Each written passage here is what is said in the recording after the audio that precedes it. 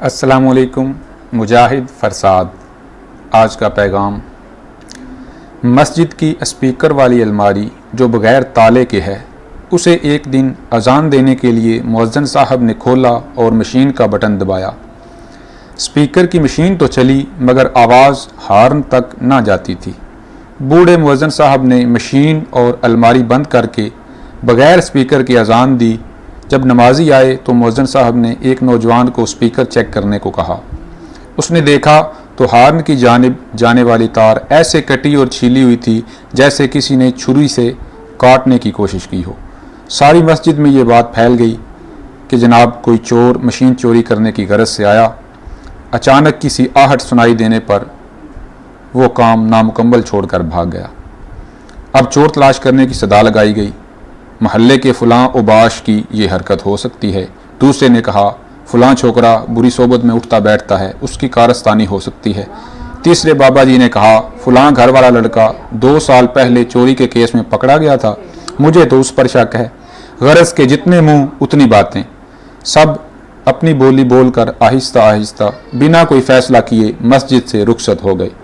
تار جوڑ دی گئی. اذان کی آواز آنا شروع ہو گئی. ہر نماز پہ بات چھڑتی اور مختلف چوروں پہ تبصرے ہوتے رہے. دوسرے دن ظہر کی اذان دینے کے لیے مؤذن صاحب نے جوں ہی الماری کا پٹ کھولا تو خپ کر کے بڑا چوہا مؤذن صاحب کے قدموں کو چھوتا وہ گیا. اوسان بحال ہونے پہ جب مشین کا بٹن کھولا تو ہار میں آواز ندارد. وہی تار کٹی ہوئی، وہی کل والا مسئلہ.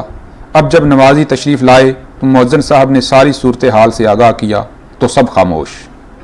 ہمارے اکثر جھگڑے مفروضوں پہ قائم ہوتے ہیں، دشمنیاں شک کی بنیاد پہ ہوتی ہیں، نفرتیں بدگمانیوں کی وجہ سے پیدا ہوتی ہیں. اکثر وہ کچھ نہیں ہوتا جو ہم سوچ رہے ہوتے ہیں.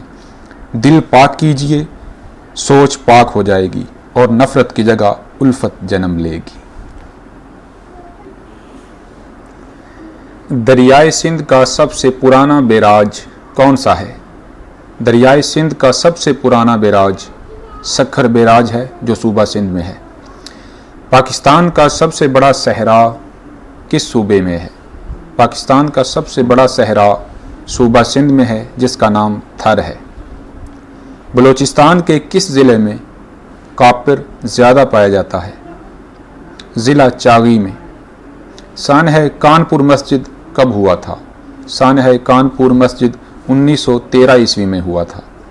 سینٹرل ایشیا کا سب سے چھوٹا ملک کون سا ہے؟ سینٹرل ایشیا کا سب سے چھوٹا ملک تاجکستان ہے. آغاز وحی کب اور کہاں ہوا؟ آغاز وحی 17 رمضان المبارک 1 نبوی کو غار حرا میں ہوا. آخری وحی کب نازل ہوئی؟ آخری وحی 9 ذی الحجہ 10 ہجری کو حجۃ الوداع کے موقع پر ہوئی. نیلسن منڈیلا کو نشان پاکستان سے کب نوازا گیا تھا؟ نیلسن منڈیلا کو 1992 عیسوی میں نشان پاکستان سے نوازا گیا تھا. شیر شاہ سوری کا پیدائشی نام کیا تھا؟ شیر شاہ سوری کا پیدائشی نام فرید خان تھا. عمر ماروی پاکستان کے کس صوبے کی لوک کہانی ہے؟ عمر ماروی صوبہ سندھ کی لوک کہانی ہے. سعادت خان ناصر لکھنوی نے کس شاعر کو تربیت یافتہ میاں مانی کہا ہے؟ شیخ غلام حمدانی مصحفی کو. مرزا غالب کس فارسی شاعر کے قلم کو عصائے خضر کہتے تھے؟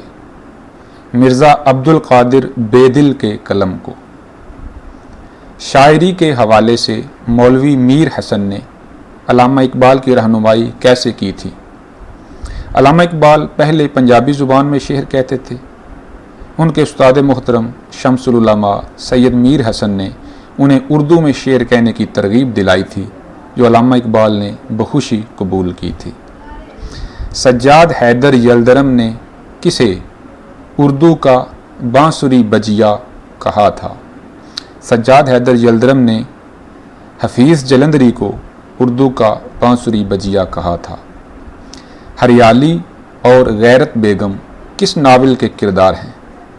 یہ دونوں کردار ڈپٹی نذیر احمد کے ناول فسانہ مبتلا کے ہیں. ماہ تمام پروین شاکر کے علاوہ کس کا شعری مجموعہ ہے؟ ماہ تمام کے عنوان سے پروین شاکر کی کلیات ہے، جبکہ اسی نام سے قمر جلالوی کا شعری مجموعہ بھی ہے۔ المیزان کے مصنف کون ہیں اور یہ کس کتاب کے جواب میں لکھی گئی؟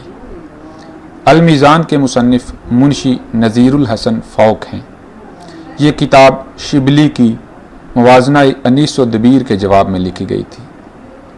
سر سید کے رسالے تہذیب الاخلاق کا انگریزی نام کیا ہے؟ محمدن سوشل ریفارمر۔ سب سے پہلے اردو ادب کی کس تحریک کا باقاعدہ منشور جاری ہوا تھا؟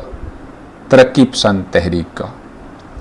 ترقی پسند تحریک کے فروغ کے لیے کون سا رسالہ جاری کیا گیا تھا؟ یہ رسالہ انگریزی زبان میں تھا جس کا نام نیو انڈین لٹریچر تھا۔ بہت شکریہ۔